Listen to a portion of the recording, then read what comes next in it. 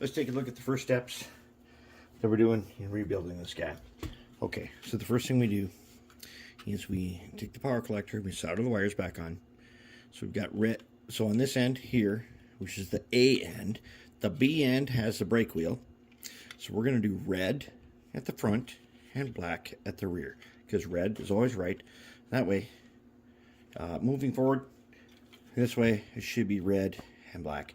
And then we put a little PC board right there with some wire, just like that. Now let's see if we got it right and everything works. Then our multimeter should show some voltage on there. So let's find out if we did it, and if we did, then we're good to go. Okay, first let's check the track, and what do we got? All right, 13.6. Now, if we test the inside of this guy with the black to the black and the red to the red, yes we do. We also have 13 volts right there. Okay, we got power. Power's good to go. Now we're going to do second circuit board. Okay, I got the second part in now. Let's take a look at what we're doing here. Okay, let's go look ahead. Let's go ahead and look top down first. And don't worry, I'm going to show you what all these things are from the side.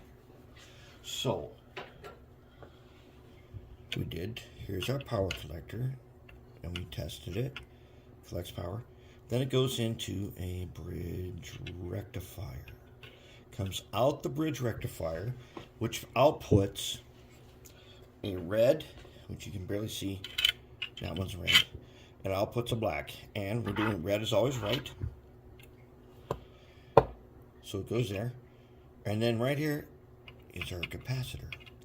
Now, right here, these open spots here are now for wires.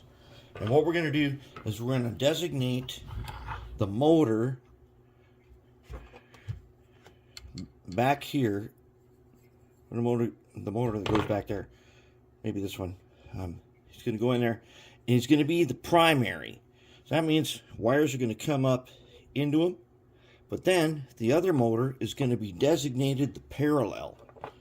So we got wires that come in, but then we got wires that go across. Right? We're wiring these in parallel so they work together. And so that's where we're at on this.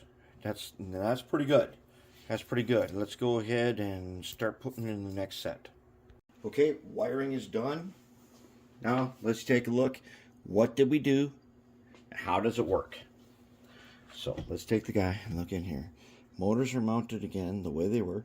You see the two circuit boards down in there. The one on the right is a power collector. Goes to a bridge rectifier. Goes to a circuit board with a 25 volt, what is it, 220 UF capacitor. And the two motors are wired up from the power supply, power on, and then wired across in parallel to each other. This is our arrangement. I have tested this in DCC, and I've already put the pads, just press back on. Okay, I've tested this in DCC, and it does the same thing. It just, when you do DCC, it's always on. That's just the way it is.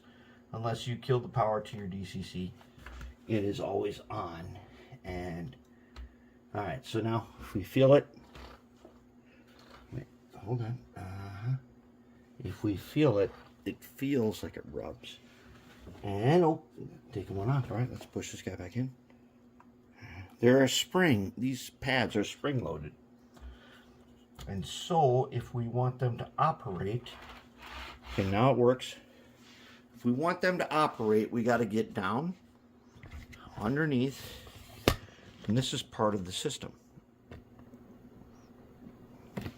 We're going to get down under there, and we're going to take our two-prong tweezers, and we're going to go in there, and we're going to just barely press down on that pad. There you go. Just like that.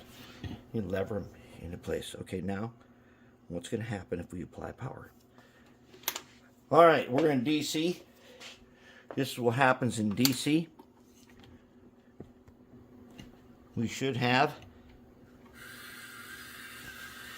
As you can see, the pads, which are barely touching the rails, they work just like a buffer. What if we reversed them? Oh no! They aren't gonna reverse. Why? Because we got bridge rectifier. Okay, so they go the way they're gonna go regardless of the power, which is what we need for DCC. Now, I'm gonna go ahead and go over there. I'm gonna cut on the DCC just for a minute. You can look at it, I'm gonna cut it off again. Okay, I'm gonna cut it off. I'm gonna do it, then I'm gonna cut it off in just a second. Okay, ready?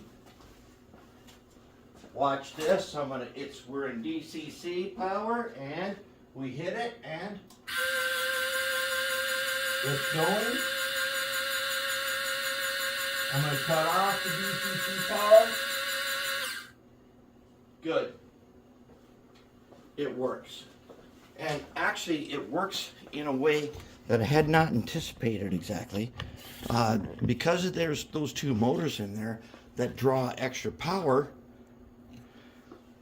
that 25 volt capacitor, 220 UF, it doesn't really have to store much power, and basically it will cut off when it's done. It won't just keep running on forever like when we do lighting kits and stuff. So there it is. This is it. We're calling it. Couplers are good, trucks are good, everything's good. We're going to put the roof on, which we are not going to. We're not gluing the roof in place. We want this roof to sit on here nicely. The doors are now gooped, and we got a nice, sweet cleaning car of the way it was intended to be. That's it. Calling it. Good to go. Excellent, excellent. That is fantastic.